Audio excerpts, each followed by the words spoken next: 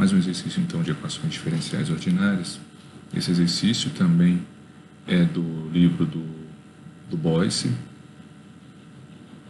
E, para quem é meu aluno, está na lista de exercícios, se não me engano, é o exercício 4. E ele pede o seguinte: um determinado remédio injetado na veia de um paciente de hospital, o líquido que contém 5 mg por centímetro cúbico do remédio entra na corrente sanguínea, que eu vou chamar aqui de CS, do paciente, a uma taxa de 100 centímetros cúbicos por hora.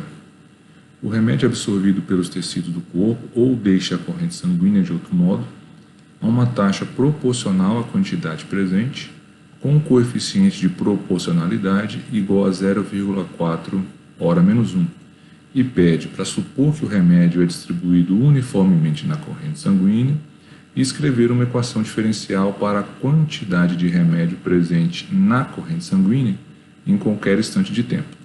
Na letra B, pede para encontrar quanto do remédio continua presente na corrente sanguínea após muito tempo.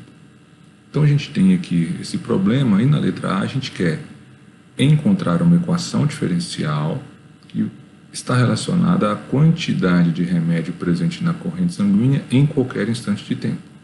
Isso significa, já começando a resolver, que essa quantidade de remédio vai ser representada por uma equação diferencial que tem que estar relacionada com a taxa de variação dessa quantidade.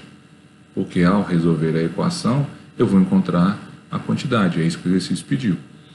Então, para encontrar essa equação diferencial, primeiro a gente tem que pensar o seguinte, que essa taxa de variação procurada, ela é dada pela quantidade de entrada de remédio menos a quantidade de saída, ou absorvida. Por quê?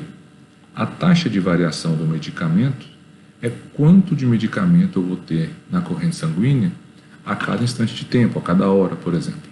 Então, a cada hora, aquela quantidade que vai estar presente é tudo que entrou naquele período, menos tudo que saiu, ou tudo que foi absorvido. Então, eu sei que essa taxa de variação vai ser expressa pela quantidade de medicamento que entrou, menos a quantidade de medicamento que saiu ou que foi absorvida pelo organismo do paciente. Aí vamos observar o seguinte: a gente sabe que o líquido que foi injetado possui 5 mg do medicamento para cada centímetro cúbico. E a gente sabe que a cada hora são injetados 100 centímetros cúbicos do medicamento na corrente sanguínea.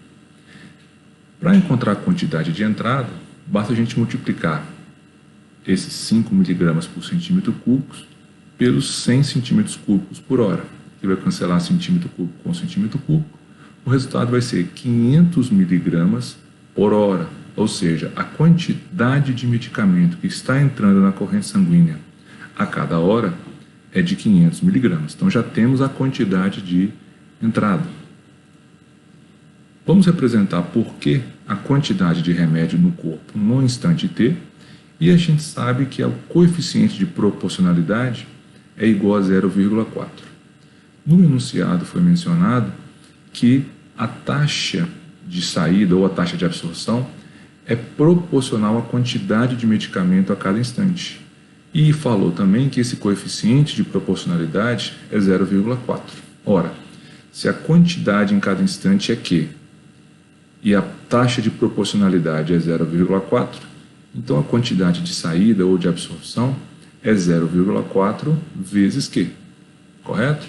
Então, se a quantidade de entrada é 500, a quantidade de absorção ou de saída é 0,4Q, e a taxa de variação é a quantidade de entrada menos a quantidade de saída, a equação diferencial que a gente procura é essa: a taxa de variação da quantidade igual a quantidade que entra, 500, menos quantidade que sai, 0,4Q. Então, essa é a resolução da letra A do problema. A letra B, coloquei o enunciado aqui para facilitar. Quanto do remédio continua presente na corrente sanguínea após muito tempo? Esse após muito tempo, a gente pode pensar que é um tempo aumentando cada vez mais, e matematicamente a gente pode pensar como sendo T tendendo para o infinito. Temos a equação diferencial e queremos encontrar a quantidade de remédio quando o t aumenta, quando o tempo aumenta. Se nós resolvermos essa equação diferencial, vamos encontrar Q, correto? Encontrando o Q, a gente faz o t ir para o infinito e verificamos o que acontece. Para resolver essa equação diferencial, uma das formas é colocar aqui o menos 0,4 em evidência, para que esse termo, multiplicando o menos 0,4, fique a função desconhecida, que é Q, menos uma constante. Isso facilita na hora de aplicar a integral de ambos os lados da igualdade, porque a integração vai ser direta. Fazendo isso, essa equação pode ser reescrita assim, e agora aqui a gente pode aplicar a integral de ambos os lados. Aqui a integral vai ser em relação à variável Q, do outro lado a integral vai ser em relação à variável T.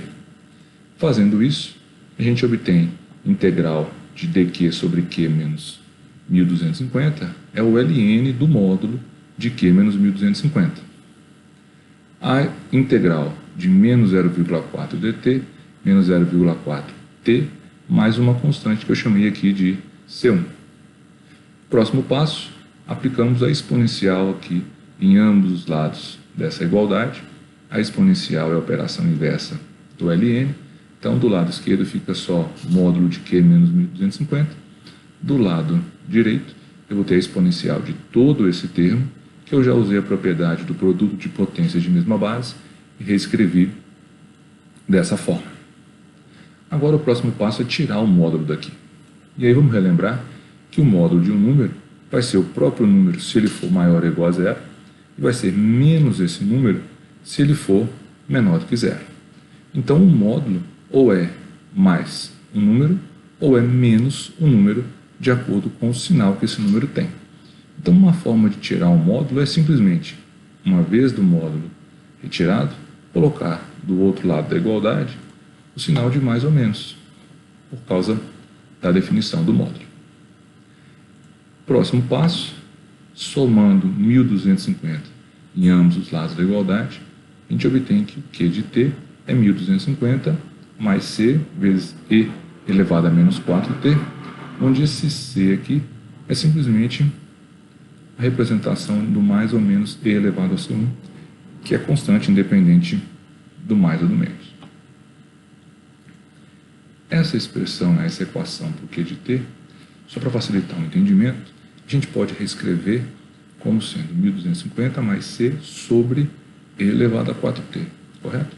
Só para ilustrar o fato de quando a gente mandar o t para infinito, fazer o t tender para infinito, esse denominador vai para infinito, uma constante sobre infinito vai para zero.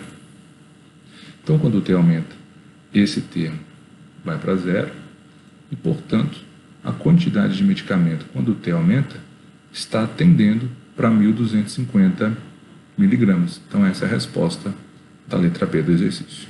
Ok?